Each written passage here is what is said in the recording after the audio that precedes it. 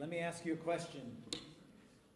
How many of you, when you were young, watched The Wizard of Oz? Almost every single person in here has seen The Wizard of Oz. Remember when we were kids, it would come on once a year, right? Like on a Saturday night or a Sunday night, and we would sit down and watch it. And I don't know about you, but I thought that was a terribly frightening movie when I was 7 years old.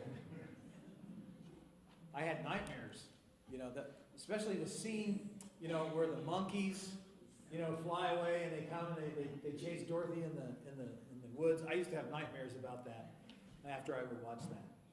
Well, I got to thinking about The Wizard of Oz, and as I got older, especially became an adult and would think about that story, I began to realize there's a really important message in that movie, and the message is that just because something or someone seems powerful and is shiny and looks to be our salvation, that doesn't mean that's going to be the case.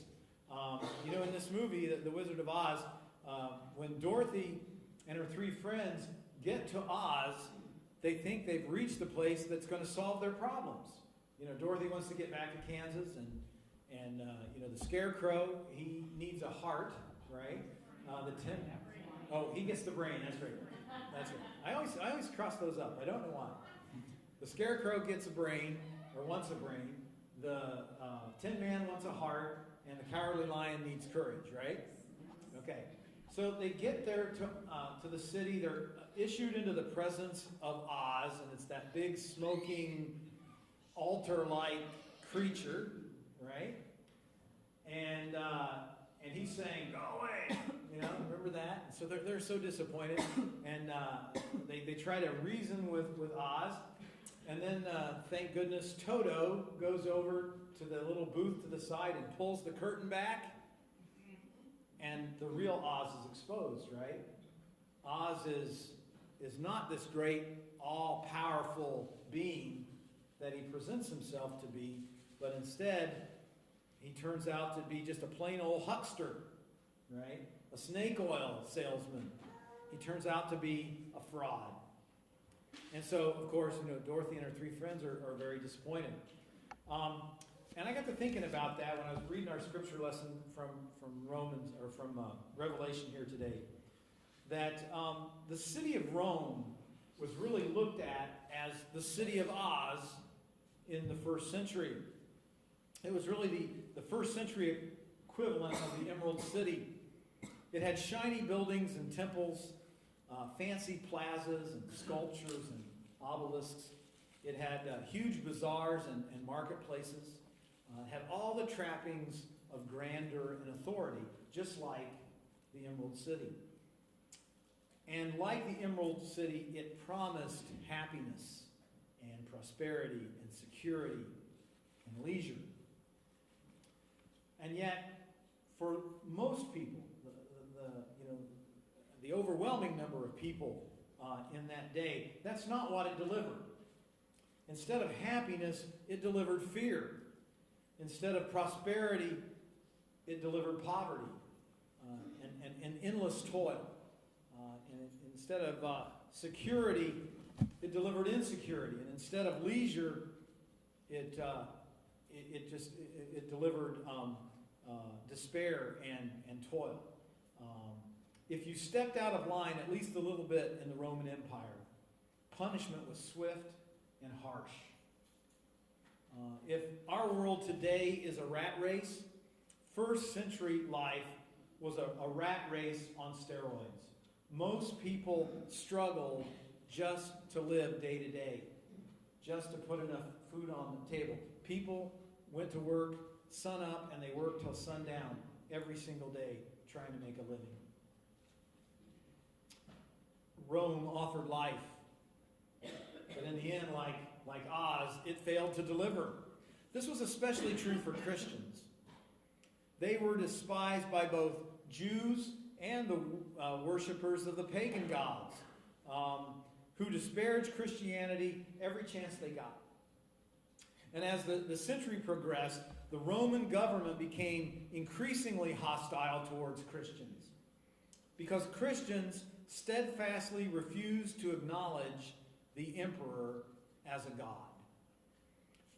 It was not uncommon for Roman police to harass Christians in the street. In our Bible studies that go on during the week, we've been watching a videotape series that talks a lot about the culture of the time. And one of the things that was required often in these Greco-Roman cities was that they would set up altars to the emperor at various street corners. And as you went by, you were expected to take a little pinch of incense, throw it into the little flame, and then to bow or genuflect before the altar. Well, Christians would refuse to do that because they bowed to only Jesus Christ.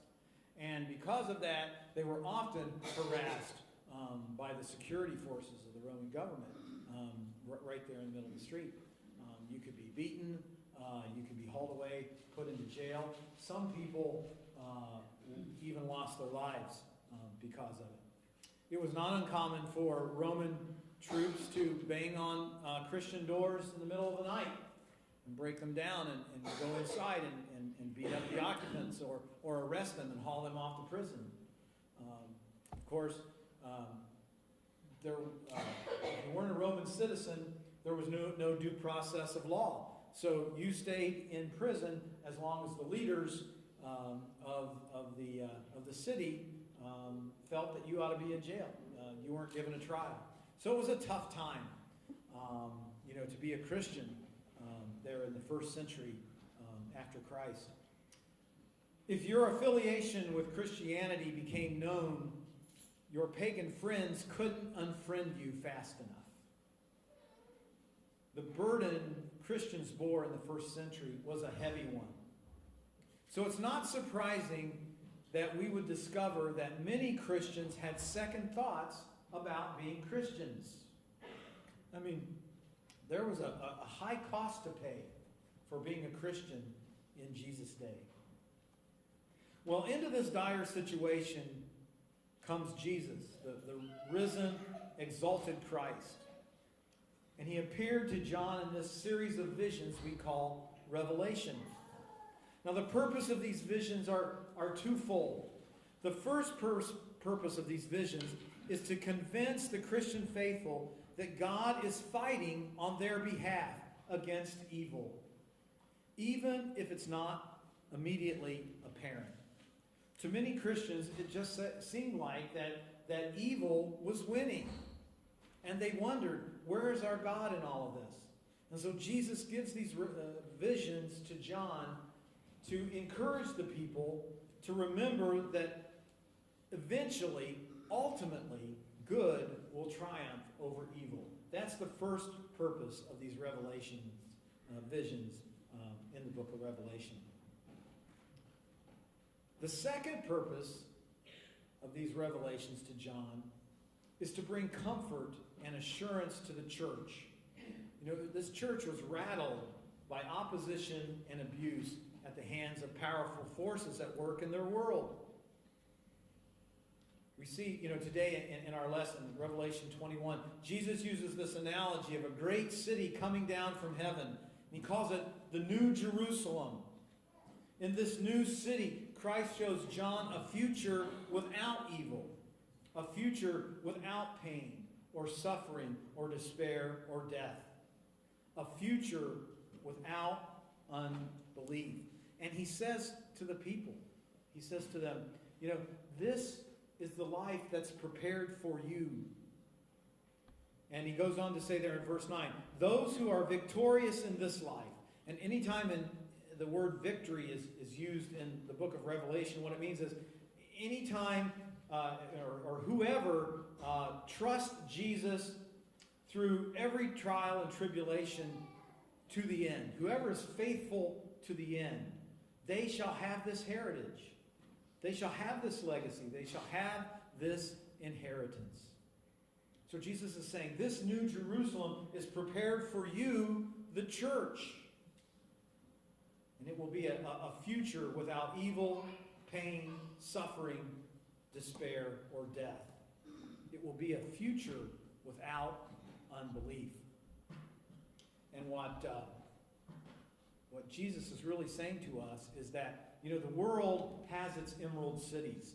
The world has its Romes that promise all kinds of things. But only one God is true. Only one God is powerful enough to create the universe and eventually to perfect the universe in this New Jerusalem. So then, how should we hear this word today as God's people? It's been 920 years since Jesus gave his revelation to John. What does it mean for us in the here and now? Well, I think things in many ways are somewhat similar to the way they were in the first century. They're by no means nearly as dire as they were in the first century, but certainly the church is a bit unsettled today. Nonetheless, we do experience some, opposition out in the world to our way of thinking. We do experience, I like to call it blowback. Sometimes we get out there and we proclaim our message, and it's not well received, is it? And so we get blowback from people. That certainly is a part of our experience today. We live in a culture that has so little use for the biblical way of living that it calls us haters. I've been really sensitive to this here lately over the last few months. It's like that's become the new word. When people want to oppose the church, they use the word hater. They call us haters. Just because we dare to suggest that not all human behaviors are necessarily helpful or beneficial, to individuals and to society. We live in a culture that worships at the altar of all sorts of pagan gods. Pleasure and wealth, technology and individualism, just to name a few. How dare we suggest that these pagan gods are false gods that lead to death and not to life? How dare we suggest that there's only one true God of the universe who can give life and give it abundantly, who is the source of all love, and who therefore just might have a different idea of how we ought to live. Yet that's exactly the message that we're called to proclaim as God's people, come what may.